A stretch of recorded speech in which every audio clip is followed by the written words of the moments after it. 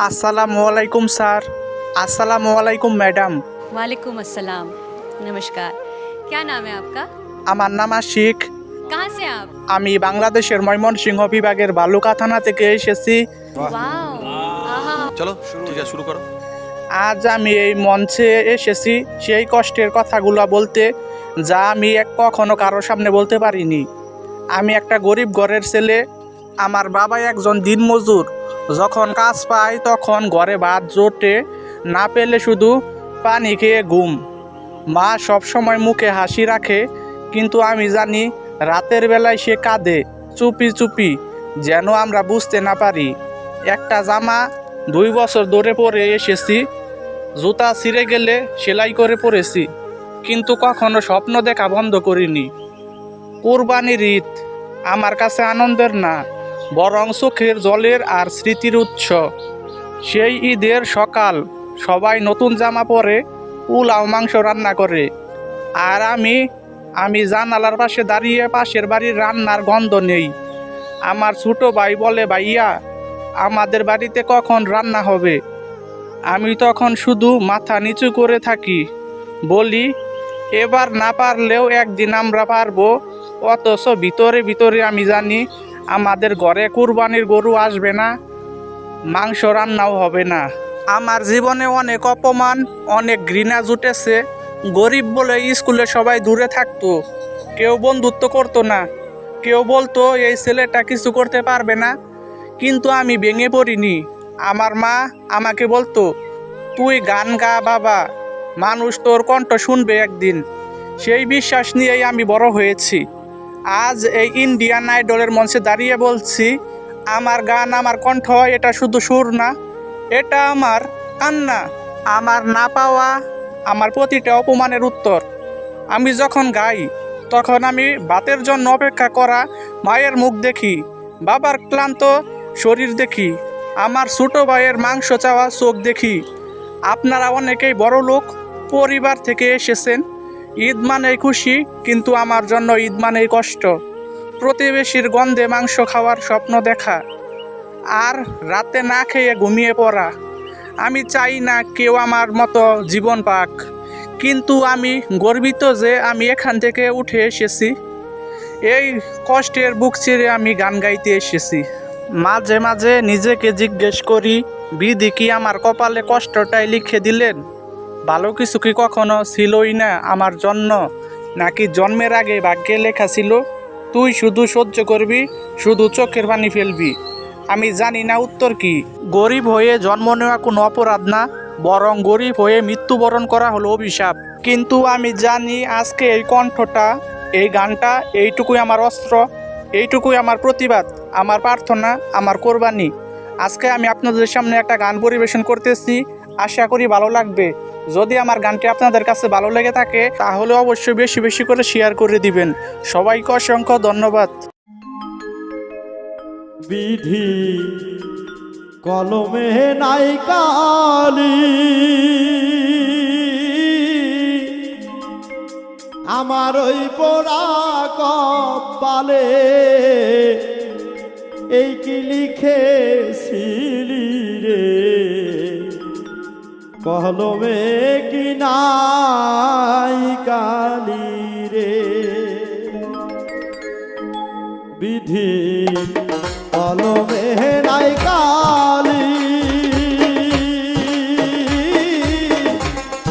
আমার এই পোড়া কপালে এই কি লিখা ছিলি রে, কলমে কি নাই কালি রে।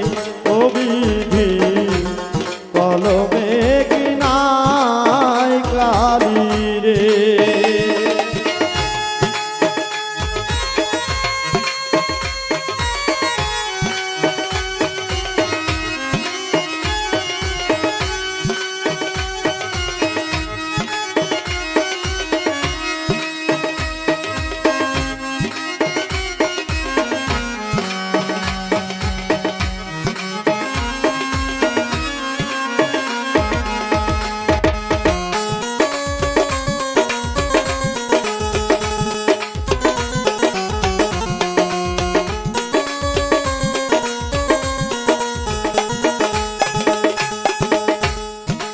ভক্তের অধীন আছরে তুমি সর্বমহতে জানি,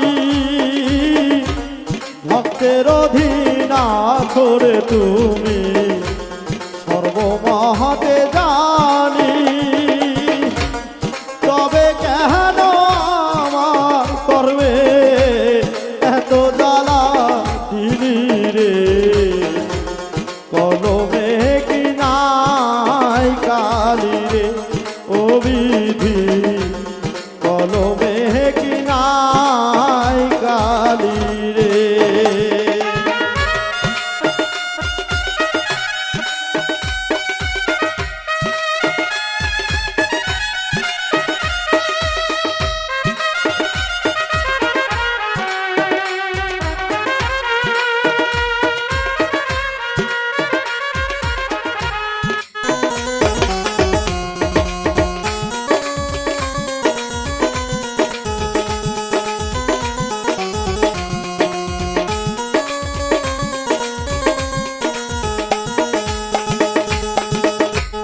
যেদিকেতে আমি রে যাই কেউ রে না হায়ার পায়,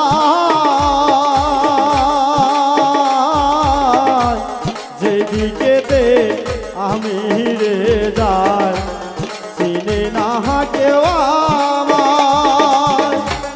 সঙ্গের সাথী ছিল জানা সবাই গেছে ভুলি রে, কলমে কি নাই কালি রে ও বিধি, কলমে কি নাই কালি রে।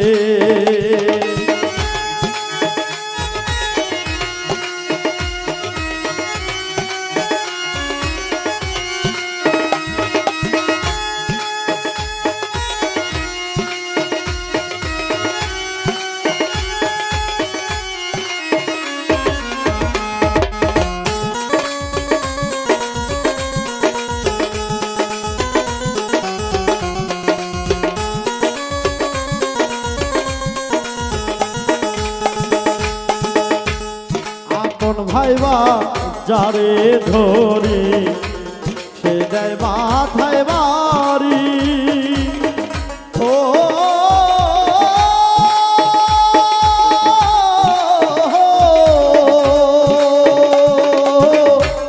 দয়া ও দয়াল রে, আপন ভাইবা যারে ধরি সে দেয় মাথায় বাড়ি,